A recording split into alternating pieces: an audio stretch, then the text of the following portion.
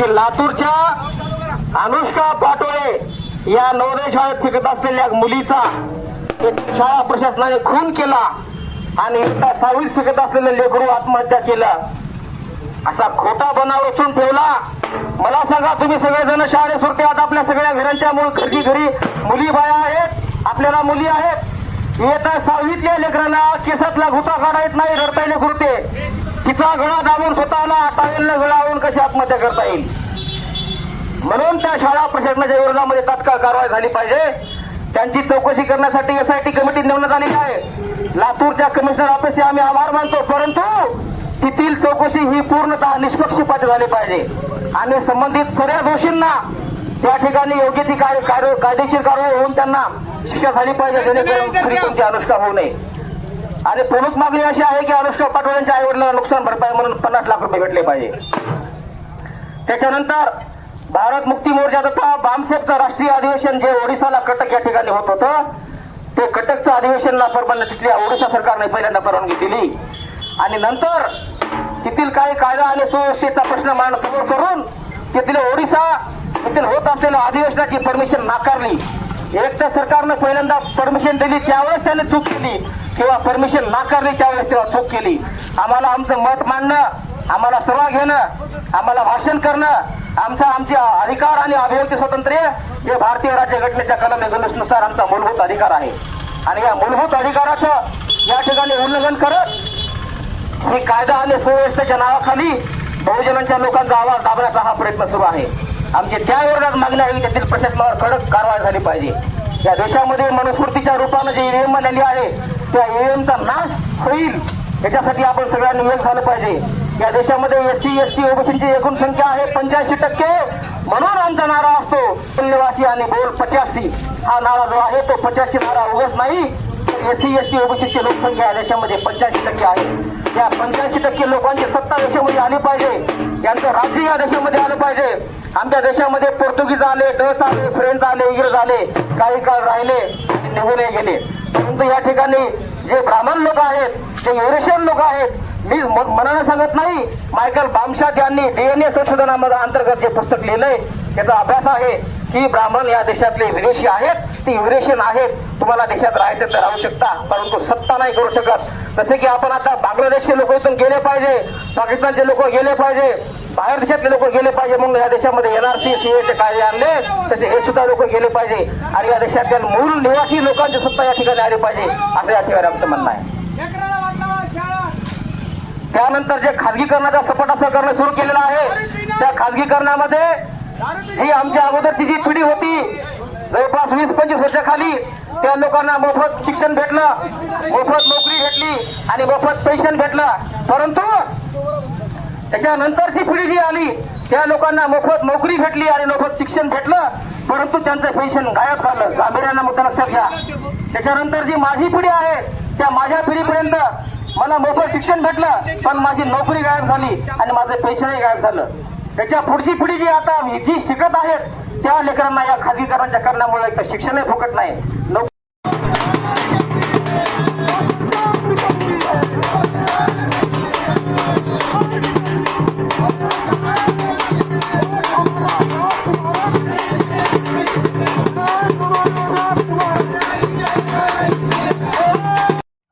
एक आवाहन केलं होतं की जर समजा या 2024च्या खासदारकीच्या इलेक्शनला, लोकसभेच्या इलेक्शनला जर समजा EVM मशीन बंद न करता इलेक्शन घेण्यात आले तर EVM मशीन बंद नाही केली तर आम्ही EVM मशीन फोडू, असं आपल्या अधिवेशनामध्ये मिश्रा साहेब बोलले होते.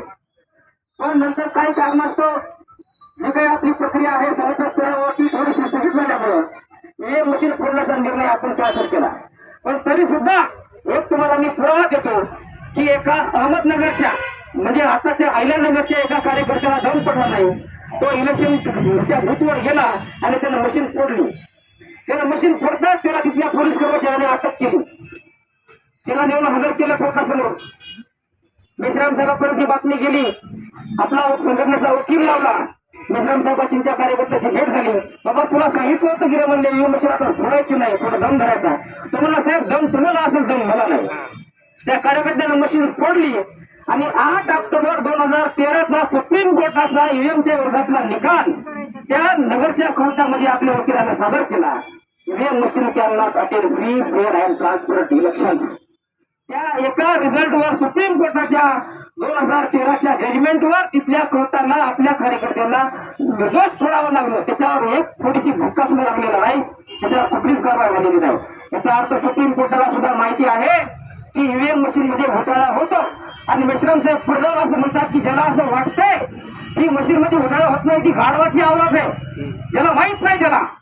कारण की आपल्याला सगळ्यांना स्पष्ट माहित झालेलं आहे ईव्हीएम मशीन मध्ये घोटाळा होतो.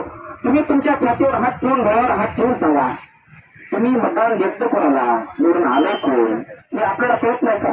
त्याच्यावरती कोणाची निवडून आले कोण. दुसरी गोष्ट अशी आहे, उद्या मतदान निकाल लागायचा म्हणजे की आजच कळते की निवडून कोण येणार आहे, तर किती मतं येणार आहे ते दिसत.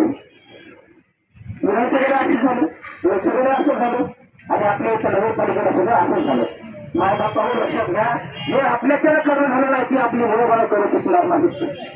हे आपल्या आजोबा पंजोबाने केलं त्याचे फळ आपण साधले, पण कदाचित शेवटपर्यंत भेटणार नाही.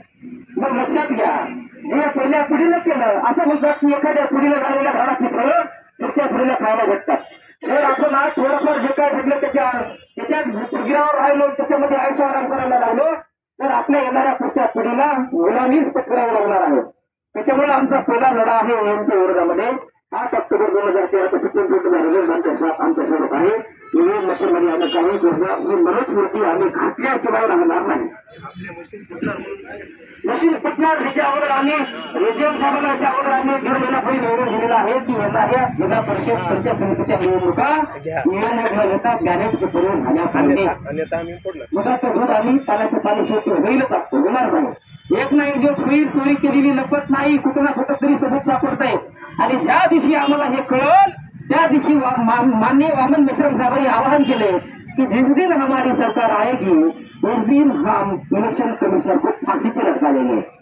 हे सांगितले कोणी? मेश्राम साहेबांनी सांगितलेलं.